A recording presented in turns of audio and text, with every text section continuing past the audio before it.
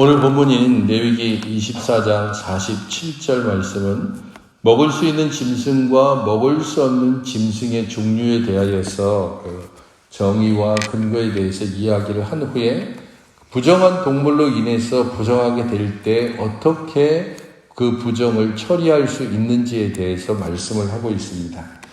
24절부터 45절까지는 특별히 동물로 인해서 발생하는 음식과 연관되어지는 그런 동물과 연관해서 부정하게 되었을 때 어떻게 그것을 처리해야 될지에 대해서 이야기를 하게 되는데, 이스라엘 백성들이 동물로 인해서 부정하게 되는 경우가 먼저 언급이 되고 있습니다. 이런 경우에는 부정하게 된다라는 겁니다.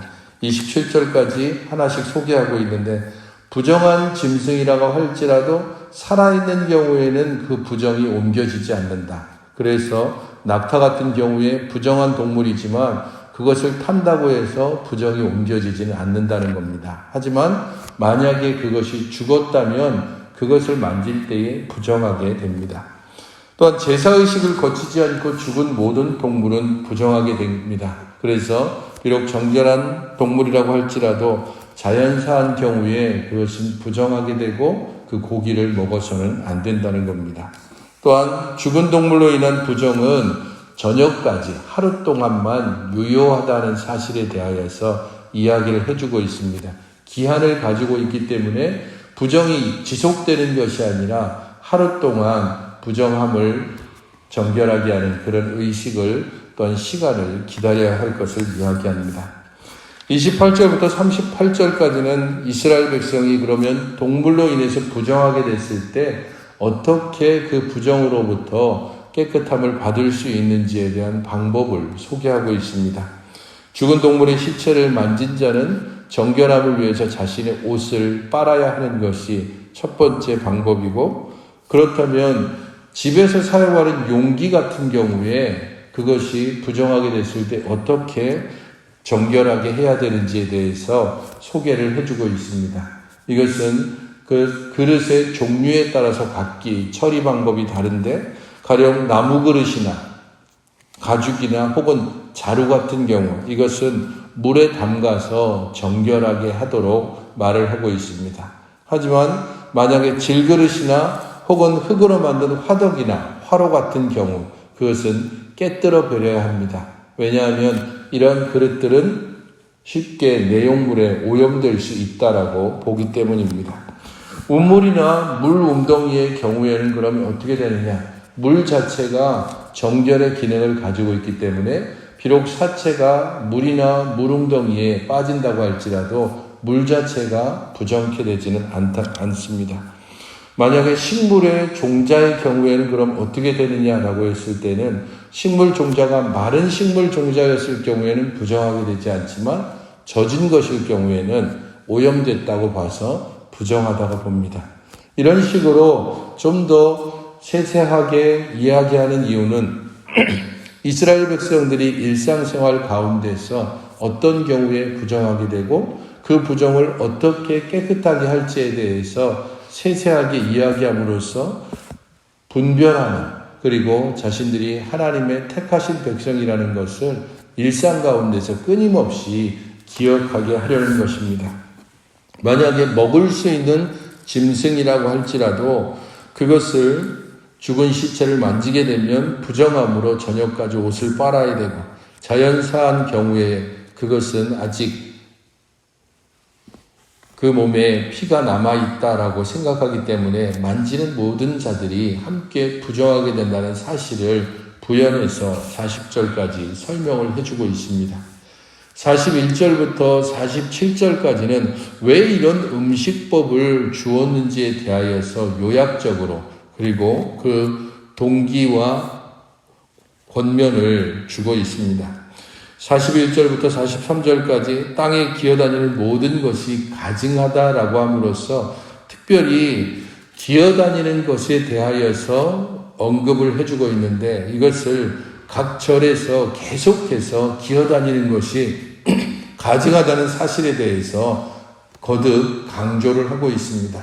왜 굳이 기어다니는 것만을 이야기할까라고 했을 때, 물론 추측일 수 있지만은 아마도 기어다니는 것은 창세기 3장에 나오는 뱀과 연결될 것이 아닐까라고 생각을 하게 됩니다. 인류 타락의 원인을 제공한 것으로서의 기어다니는 것들은 모든 가증함에 상징적으로 그렇게 제시를 한 것으로 해석을 하는 것입니다. 44절부터 45절에 나는 너희의 하나님이라 내가 거룩하니 너희도 몸을 구별하여 거룩하게 하고 내가 거룩하니 너희도 거룩할지어다 라고 함으로써 이 음식법을 주신 하나님의 본래 의미에 대하여서 확실하게 설명을 하고 있습니다. 음식을 먹고 마시는 그 모든 행위들을 통하여서 우리가 하나님의 택하신 백성이라는 것을, 그리고 하나님은 거룩하신 분이고 우리도 그 거룩함을 닮아가고 추구해야 되는 백성이라는 사실을 기억하게 하기 위해서입니다. 정한 동물과 부정한 동물이 무엇인지를 구별하고 먹을 수 있는 것과 먹을 수 없는 것을 구별하고 먹을 수 없는 부정한 것에 접촉되었을 때 정결케 됨으로 하나님과 다시 화목하게 되는 이러한 의식들을 끊임없이 반복하는 이유들, 그것은 하나님께서 세상 백성 중에서 우리를 택했고 그렇기 때문에 우리들도 세상에 모든 것들이 있지만 그것들 중에 먹을 수 있는 것과 없는 것이 있다는 사실을 기억하는 것입니다.